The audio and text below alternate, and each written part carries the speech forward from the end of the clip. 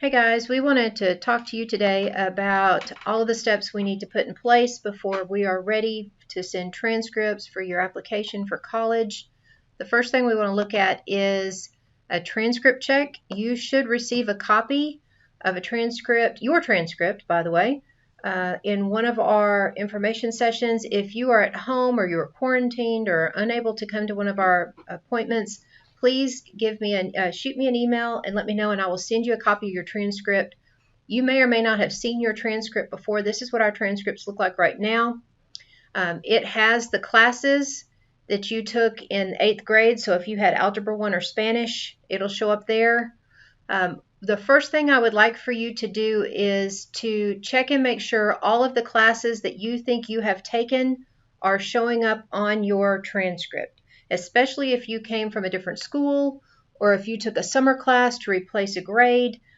Just make sure all of those classes are showing up here. The second thing I want you to see is you have alpha grades and you have numeric grades. So you need to make sure that the alpha grade matches the numeric grade. So this B92 is correct. Here's our grading scale down here. The biggest mistake that teachers make in putting grades in is the extra points that we add for honors and AP and IB classes in dual enrollment. So let me give you an example. This student made a 90 in Spanish, or let's see, that's not a good one. Let's see, here's an honors English. This one's perfect because they made a 90 in the English class. So when the teacher put the extra 3 points in, she remembered to change it to an A. But sometimes teachers forget to change the letter grade, and that's where your grade point average comes from. So if you find a mistake where a teacher has added the points but has not bumped your grade up alpha-wise, please let me know. Having said that, if you find a mistake where it's a 92A and it's in your favor, do not tell me. I don't want to know. I would prefer that you had the higher score, so leave me in the dark. If you look over here, here's your grade point average summary. If you have perfect 4.0s, 9, 10, and 11th grade, and yet your grade point average is a 3.95, don't forget that middle school grade up here shows up in your grade point average, even though it's not in your grade point average summary. This is your cumulative grade point average. These are your credit hours. Rank is not on our transcript because it doesn't help anybody except number 1 and number 2. And that's because we have such a large number of high achieving students that you don't want to have a 3.9 and be 63rd in the class. So no rank. When you have schools asking for your rank, you can tell them that our school doesn't rank. I send a school report that very clearly states that. They may or may not ask you for a percentile or a quartile. That's something I can give you. If you need that, please let me know, but I cannot give you exact rank. Now, your best ACT score will show up right here, unless you tell us otherwise. So you may or may not have taken the ACT 4 times. If you did, your super score will show up over here. Your super score is the best score from every ACT that you've taken. This is just the best of one test. Now, it's important to note that there are a lot of changes being made because of COVID, and there's test optional as an opportunity that we may have for some schools. I'm going to let Ms. Mitchum talk to you about that for a moment. Exactly. A couple of things that are very important for the college application process on the transcript, like Dr. D said, the ACT. When you request a transcript through Naviance, and we will walk you through those steps, the ACT automatically will be on your transcript. With COVID, there are many schools that are going test optional, and they're allowing you definitely to be admitted without an ACT score, and some even are reviewing you for scholarship without an ACT. If you want the transcript to go without an ACT, in other words, you are going test optional, that needs to be communicated to Ms. Mitchum, Dr. Dagnan, Ms. Patton before you request the transcript. We need to remove your ACT score because a college rep cannot unsee a score after they've seen it. So this is where communication is key. You've got to keep us in the loop. Please notify us if you want something removed before you request the transcript. The second piece that is very important when we're talking about applying to schools is the cumulative GPA. The question that will get asked by most of your schools when you apply is your GPA weighted? Or what scale is your GPA? We are on a 4.0 scale, and the answer is no, we are not weighted. Yes, you get 3, 4, or 5 points for your classes with rigor, honors, AP, IB, dual enrollment, but you can never get above a 4.0. So that's why we are considered unweighted. There are a handful of schools that will accept my unofficial hand-weighted GPA. I will not across the board weight everyone's GPA. But if you think a weighted GPA is going to help you get into a school or get more money, that's when we need to have a conversation. So the first thing I'm going to ask you when you ask me if you can have a weighted GPA is, where are you planning to apply? And the reason I'm going to ask that, let's say you're saying I'm applying to Alabama and I'm applying to UTC, and you have a 3.8 GPA. You're already at the top level for the most money they can give, and that's already the GPA you need to get in. So a weighted GPA will not help you. However, if you're sitting at a 3.4 and Alabama starts giving money at a 3.5, yes, a weighted GPA will help. Also, please keep in mind, most of the schools that will accept the unofficial weighted GPA from me are state schools, schools with low acceptance rates, like anything under 15%, typically will not take a hand-weighted unofficial GPA. But if you have a question, please come see me and we can talk through the weighted GPA question. Okay, now that we feel good about all of our transcripts, we've made corrections, we have notified the right person, which I said was either me, Miss Mitchum, Dr. D, or Miss Patton, that you want the ACT removed. It's going to be time to request the transcript through Naviance. So before we completely get into logging on and walking through those steps, I want to talk about a few key things that are important in the application process. Naviance is one of those things that it's very easy to not understand exactly what Naviance is. It is not where you apply to colleges.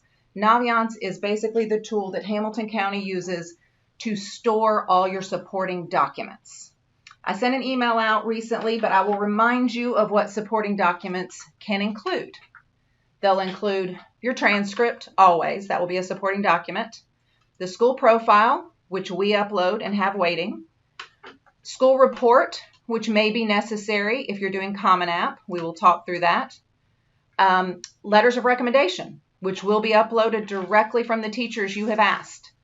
All those pieces are housed within Naviance. And once you make a request for a transcript, we send all the supporting documents that each school requires. Keep in mind, every school requires something slightly different. It is important for you to know what each school requires. If they require 2 letters of recommendation from teachers, that would mean you need to ask 2 teachers. Please have an idea of how many letters cumulatively you're going to need. Do not make an assumption that you need 6 rec letters. I have never seen that. Typically, you're going to need 2 or 3. Also, when we're talking about rec letters, there is always the option to have 1 outside letter, and that means someone who does not work for Signal Mountain High School. So who would that be? It might be your boss. It might be somewhere where you volunteer. It might be someone from your church. If they know you very well and can write a strong letter, we would love to submit that on your behalf. The only difference is they don't have access to Naviance, so they cannot upload that letter. So how do they get it to us? They can email it to Dr. Dagnan or they can email it to me, Miss Mitchum. We will upload those letters for you.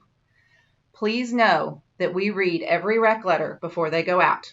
If I do not think it is a strong letter or it doesn't reflect positively, I will ask someone to tweak it or rewrite, or sometimes, which rarely has happened, I honestly believe once or twice in my 13 years, where we just had to say, let's start over and ask someone new to write it. And it's never that it's so much bad as they're not shining any more light on you than what you're already producing with your application and your transcript. So we want someone to be able to give a little more about you who knows a little more. So think about that as you're making the decision who to ask to write your rec letters.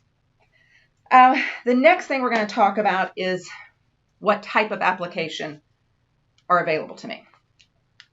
There are 3 typical applications, 2 main ones, and a third one we'll talk about. The first one is you might be able to apply directly through the institution. So how do you find that application? You're going to go straight on to the UTK website, straight on to the Georgia Tech, straight on to the Alabama website, and you're looking for a tab that says admission, apply. You are going to be an entering freshman. You're an undergraduate. Questions that might be asked that you're not sure the answer to would be, have I taken any previous college courses? Here's one that holds kids up some. If you've taken a dual enrollment course, it seems natural to say, yes, I have taken a college course. In this situation, the answer is no, because the minute you say that, you're no longer that entering freshman, you're now a transfer student, and you're not eligible for entering freshman scholarships. We want you to stay an entering freshman. If they say dual enrollment, you may check yes, but other than that, the answer is no. And I know some people are thinking, well, how do they get my dual enrollment credits? That will happen at the very end of the year once you decide where you're going. You will send a transcript from Chat State. We will walk you through that at the end of the year. You do not request that until you have finished all your dual enrollment courses and you know what college you plan to attend. Another application, which I'm sure most of you have heard about, is called the Common Application.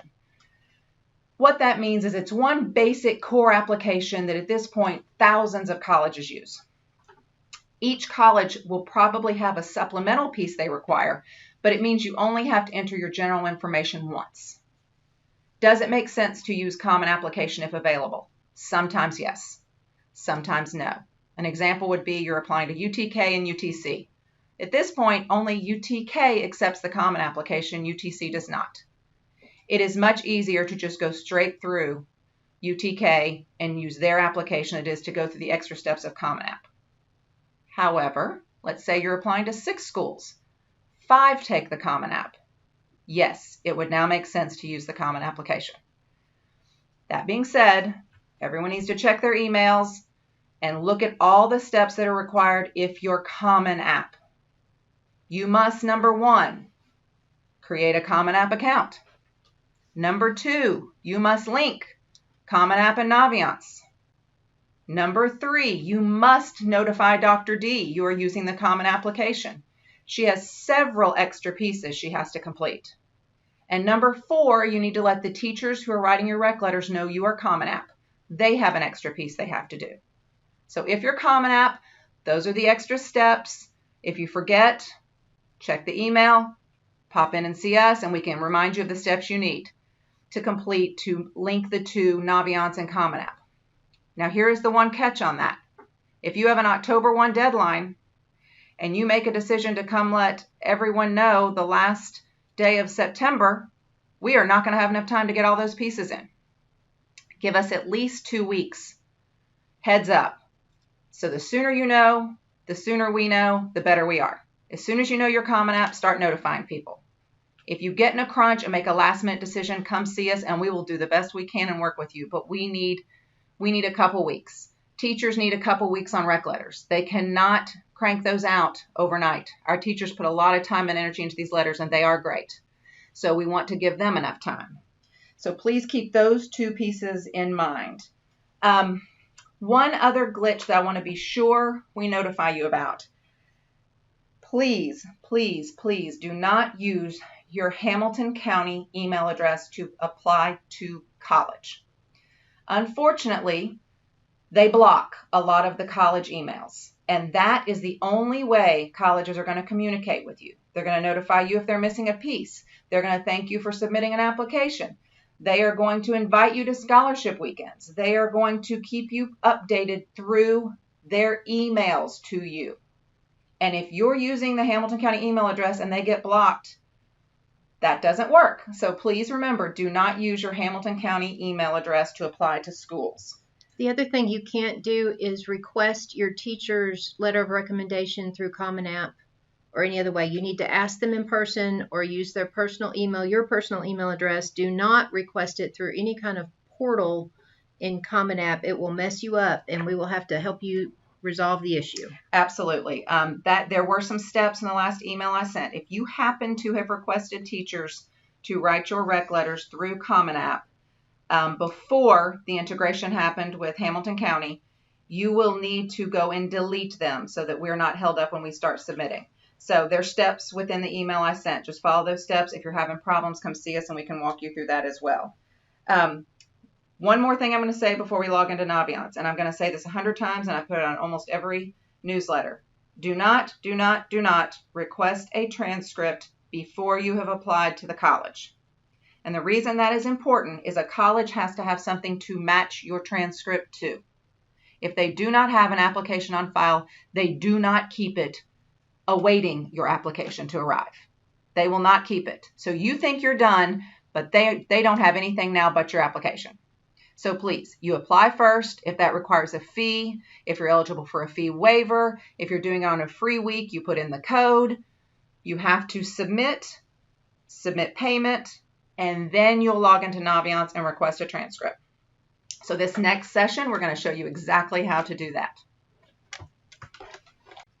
Okay, guys, so when we talk about Naviance being our portal for all things college paperworky, if you Google it, it could take you to Naviance in, I don't know, Anchorage, Alaska. So the very best place to find it that we need you to go to is the Signal Mountain webpage.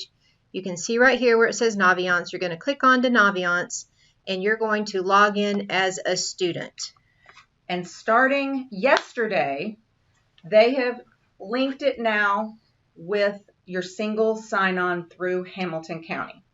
So all you have to do is go to your single sign-on, click the Naviance icon, and enter your information. And it will immediately take you straight into the screen that we need to begin adding colleges. And we are grateful that we had a guinea pig to help us out today.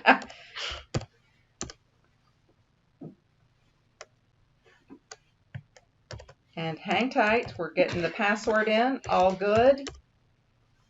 Single sign-on. And here we are. We are in. So this is the screen you see when you log in. Right now, we are jumping right into colleges I'm applying to. If you'll notice, there is a pink band across the top that says match accounts. That is only necessary if you're using Common Application, and don't do it until you create your Common App account because you have nothing to match until you create it. But if you're going to do that, it steps you right through it. You have to enter your email address. It links. It's not a problem. If you have any issues with it, please come see me. For anyone not using Common App, this is where you're going to add colleges you are interested in applying to. That's the lovely little plus sign. Once you click that, it's going to take you right into a screen where you just start typing the name of the school you want to add. We're going to add ETSU. They want you to type it out. East Tennessee, then it'll populate. You choose. We're going to walk you through a couple of these things. The next little step is something that says application type. That will be different for every school that you put in because everyone has their own application type.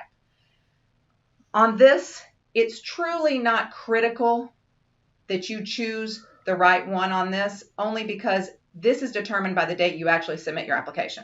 You can say you're doing it by the priority deadline. Well, if you miss the priority deadline, guess what? It doesn't matter if you clicked priority deadline, you're going to be in on regular decision. If you click regular decision, but you meet the priority deadline, you get priority deadline status. The only thing that is important on this application type is early decision. We will touch on early decision in just a moment because we're going to walk you through the rest of these steps. Early decision is the only one that is critical. Early action, if you meet the deadline, you meet the deadline. The next step on this, it's going to ask you, have you submitted your application? You do not. Oh, I'm sorry. I skipped a step. Yep. Okay. They're going to ask how you applied. This one on ETSU, they don't have Common App. So your only option is directly through the institution. Had it been a Common App school like UTK, it would have said Common App or directly through institution. If the only option says Common Application, guess what? You have to use the Common Application. The third application that I should have touched on earlier, and I'm now being prompted to remember, is something called the Coalition Application. Boo! It is even schools who accept it don't love Coalition. We talked to Vandy admission office. They said, please don't use coalition. It is more difficult in that we have a harder time supporting you with the coalition. It is very independent. So if you are coalition, and there are a couple of exclusive coalition schools, Virginia Tech being one, and we usually have a couple of kids every year that have to use coalition. If that's the case, please come by, see Dr. D and myself, and we will walk you through every bit of it, and we will be there every step of the way for you on it, because it's a little different format, but we can't help you till you're in there, and we'll walk through with you. Okay, now we're stepping down to, do I check that I've submitted my application? No. That totally depends. Well, no is almost 90% of the answer if you're pre-adding schools. If you have just gone home, your parents have said, you know what, let's apply to UTC. And you apply, and then you're like, oh, I got to add it in Naviance because it wasn't in my account. And then you go in and you're adding it, and you have actually already submitted it, you may click that button. But if you have not submitted the application, you do not click that button. And at that point, all you're doing is adding application. If you happen to have already submitted, you add and request transcript. It just saves a step. Let's add a couple. So let's put in UTK so you all can see what it looks like when we have common application and a priority deadline as an option, just so you see what it looks like. So right here, they're going to show you application type regular decision. They're going to have an early action. I strongly recommend anyone applying to UTK, they meet that early action deadline. It gets you eligible for competitive scholarships. It gets you eligible for honors programs. It puts you first in line for dorms. If you're going to apply to UTK, any school, if they offer an early action, you want to try to hit that deadline. Now, here's where your next option is. See how they have both? Common App, direct institution. You have to choose one or the other. Are you locked into that? No, absolutely not. If you change, if you think you're going to go straight to the institution and after you get all your schools and you're like, I am going to do Common App, we just go back and edit. There's a place to edit. It's that little pencil over beside. You click on the edit underneath the pencil, and it'll take you back in and you can change. You can change the way you applied. Always save, go to the bottom and always save any changes you made. So that's how we get schools into our list. People will ask all the time, if a school's in my list, do I have to apply? No, you definitely do not. This is a list of what you think you're going to apply to. You can add, take away, never go back and touch it again if you decide not to apply. You do always want to check the screen and make sure that you are applying the correct way, that you have the nice little Common App inside the the little computer screen if you happen to be applying Common App. Okay, this one, we'll see. Let's see if they took off Coalition. We'll go down to the next one. Ooh, yeah, Vandy's removed Coalition. Okay, let's talk a little bit about early decision. So early decision, like I said, this is the one that it does matter. Let me first start by saying you can't accidentally apply early decision. Even if you click that box, and even if you've submitted your application, it is not official until a parent signs off and Dr. D signs off. Dr. D will not sign off without a meeting without you, the student, and at least one parent. Right now, we're holding those meetings on Zoom. But this is just to make sure we all understand what early decision means, make sure we're all in agreement. Early decision is sometimes the absolutely right decision in a certain circumstance. We probably have 3 to 5 each year that get admitted and attend college based on their early decision application. In a nutshell, what early decision means is you are saying, this is my one and only, my number one, my favorite. You can only do ED to one school. This is my favorite top school, and if I get in, I am coming. And it's called early decision because exactly that. They tell you early in the process. You will find out by December typically.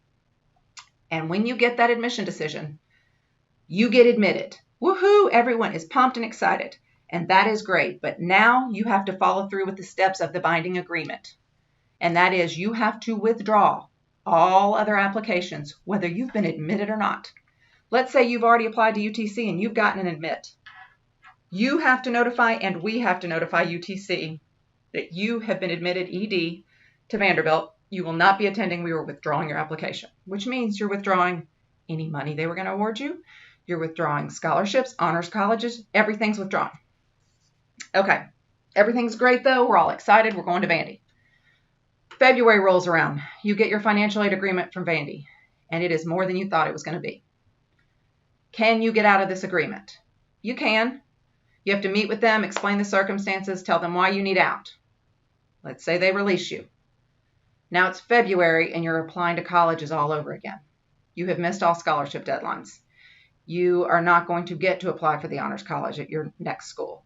So that's the reason we want to have a conversation with you. We want to be sure you know all this going in. Some schools who offer early decision will also offer a pre-read of your financial aid. If that is offered, do it. That means they're going to ask for pieces of information from you, CSS profile, FAFSA, tax information, and they're going to give you a pretty good idea of what you're going to pay. So if they offer a financial aid pre-read, you want to take advantage of that. Not all of them do. So keep that in mind. Those are some of the questions we will ask you before Dr. D will sign off on that early decision agreement. Next step, you have applied to ETSU. You are now ready to request the transcript. So you log back in, you put the nice little check by ETSU, you go to the request transcript, click that. What are we asking for? Well, right now we are asking for the initial transcript. That is what you proved for us and made sure was accurate. Mid-year would be after the first semester of grades, and final is you're only going to request one time because it's to the school you're attending. And we won't even have to go through this step. We will walk you through that. It's a very simple drop down of the school you're attending. So it's initial up until January, then it'll shift to mid-year. Like we said with ACT, you don't even have to check that. It's automatically on the transcript unless you talk to us. We do not have the ability to put SAT scores. If you need an SAT score to go to that school, you have to send that score from College Board. And let me touch again on the ACT being on the transcript. It is up to you to know if the school you're applying to will accept that ACT off our transcript. Some schools will, some schools will not. If you are not sure, this is a great moment to connect with your regional college rep. That's an email you can ask them. And then you start a correspondence. You're showing demonstrated interest, so it's a great way to start a communication with that rep. If they do not accept the ACT off our transcript, you will have to log into your ACT account and pay to send those scores. We do not have your ACT login. We cannot make that request for you. If you do not remember your ACT login, that will be a call to ACT. Like I said, unfortunately, we can't reset it. We don't have that information. If it's a state test, you will have to merge the two accounts. I'm going to let Dr. D touch on that for just a moment. I think they're doing a better job of that this year. I think they understand that that's an issue, but it may still be that you'll have to contact ACT to have your state account. That's the test we took at school in the gym back in the spring. Weekday. They're on a weekday. We're doing it this year, October 5th. You'll have another free opportunity for an ACT, but you may have to call and connect that with any national test you took on a Saturday. You may have taken it here. You may have taken it at Baylor or UTC. I am going to say that if you are an athlete and you are hoping to or expecting to play sports in college, the clearinghouse does not accept the ACT off our transcript. So every time you take the ACT, you must code 9999 as one of your free sends so that you don't have to go back and pay for it. Otherwise, the clearinghouse will not accept it off of our ACT or off of our transcript. Correct. And typically with the clearinghouse, they are just looking for your best test score. If it's a highly competitive school you're applying to, I get that you may want to hold off and you don't want to upload that directly to the NCAA without seeing it. So if that's the case, just know you're going to have to pay to send it to the NCAA. If it's a state school, they just want to see your best. They just want to know that you're eligible to be recruited. So if you have a question, aren't sure, have a specific school, come talk to us and we'll give our best advice on if you should use the free code before you take the test. Okay, I think we have stepped through most everything. Let's talk about deadlines for just a moment. Okay. Because we've got deadlines coming up. You know, you can see these up here, November 1st. Some of the deadlines, priority deadlines, come during either a weekend or a school holiday where Miss Mitchum and I are out, fall break, Christmas break. January 1st, every year somebody's trying to get something in. If you've got a deadline, it's your responsibility to have all of the pieces of the puzzle in place before that date. Do not put everything in at 7 or 11:50 p.m. on December 31st and think that we're going to get your transcript and all the other pieces of the puzzle turned in that last 15 minutes before the January 1 deadline. So Ms. Mitchum and I, we obviously take breaks as well. So if you have a deadline coming up, please make us aware of that. If you have letters of recommendation that are still outstanding, you have already asked the teacher, yes, please, thank you for doing this letter of recommendation for me. My deadline is October 1st. If it's, September 20th and you're not going to be able to see whether they're in or not, you have to come check with Ms. Mitchum and I. We can look and we can say, nope, it's not in yet. If you prompt them something nice, here's a coffee from Starbucks. I just wanted to say thank you for writing my letter of recommendation. Just to remind you, my deadline is October 1st and I am Common App. Or here is a dark chocolate candy bar. Just wanted to remind you, thank you for doing this for me. I know you're taking time. I mean, we're not asking you to buy them a car. We're just asking you to prompt them, nicely remind them. If it is September 28th and your deadline is October 1st and you still do not have a letter of recommendation in, that's when Ms. Mitchum goes and stands outside their door and says, hey. And those teachers know. They see me standing at their door in between class like, oh, I know. I got to get it done. Let me be the heavy. That's uncomfortable for you. You've done your job. You've given them enough lead time. You've communicated with me. I will now go and help them if they have forgotten how to upload or prompt them that we need this in. It's the piece that we're waiting for. So this is where communication again becomes key. Communicate with me, communicate with Dr. D, and we will advocate for you to get all the supporting documents into Naviance. Also, when you talk about those deadlines, it's already on the first little email I sent that's titled applications, but I will send reminders before fall break and Christmas break that when I need confirmation from you that you have an application over the break. There's some dates already in there. I will send reminders. We've got to stay in communication so that we don't miss any of these critical deadlines. Do not wait to the last minute to do this, especially if you're Common App. If you've not told me you're Common App, I have pieces that I have to do that take time to do them. I can't do them 15 minutes before the deadline to get them ready for you. Okay, so I know that we've given you a lot of information. As we wrap this up, I really want to just remind you that this is your process. This is not your mom and dad's process. Mom and dad may or may not have already gone to college. If you have questions about deadlines, if you have questions about how many letters of recommendation you need, it's your responsibility to check that out. Reach out to your admissions counselor. You call them. You call and ask questions about their honors college. You call and ask them questions about what kind of specific letters you might need. If you're getting into the engineering program, they may want a math and science teacher. They may not want to hear from your art teacher and your lacrosse coach. So you need to be making these phone calls or emails. You need to be reaching out. If parents are leading this drive, colleges notice. Colleges reach out to Ms. Mitchum and say, hey, what's up with this kid? Mom's called 6 times this week and we have some concerns. So please, please, please, please, I know that parents want to be helpful and I know that they are knowledgeable and I know that it's hard to say no to a parent, but this is your process. We encourage you to be in charge. Everything Dr. D said is 100% accurate. And I will say we sometimes have students on the far other end of the spectrum that go, this is my process. I don't want anyone else to see it or look at it or touch it. It is important to let someone else proofread your essay, someone look over pieces. A parent can be a huge asset in this area. Use your parent to check. They're going to remember what awards you got in 9th grade when you are not going to remember what awards you got in 9th grade. So they are a great resource for you to be able to really make sure you have presented yourself in the best light.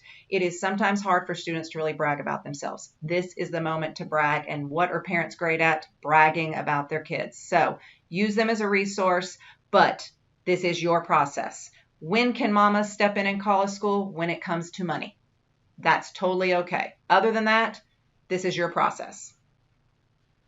Okay, guys, if you have any more questions, if you feel like you are still lost in the weeds, if you feel like you have no idea where to look for colleges or what to do, please come and talk to Ms. Mitchum or I.